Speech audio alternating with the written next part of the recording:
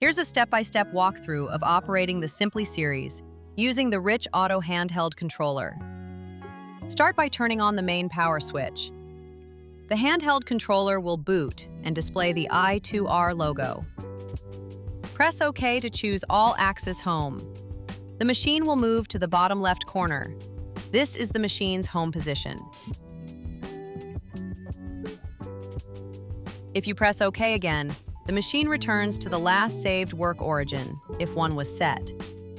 Use the jog buttons to move the machine. X plus right, X minus left.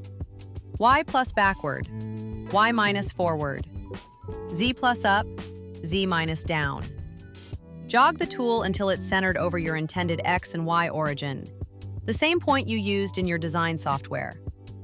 Press XY0 to lock in that position as your work origin.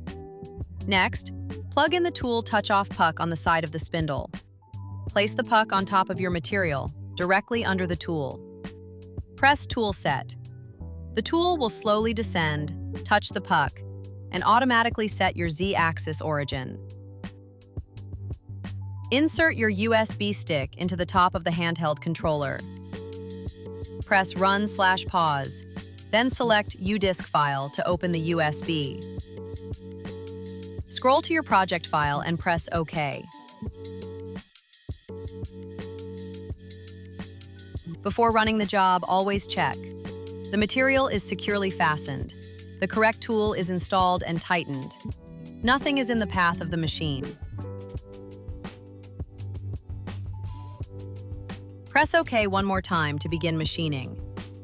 On the SIMPLY Series, spindle speed is controlled by the dial on the control box. This dial overrides the RPM set in your project file, so adjust it to match your tool and material.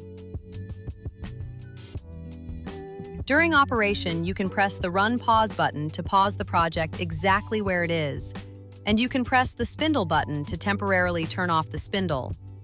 In case of emergency, the Stop/Cancel button can always be used to terminate the project. And that's the complete workflow, from power-up to cutting your first part on the SIMPLY Series.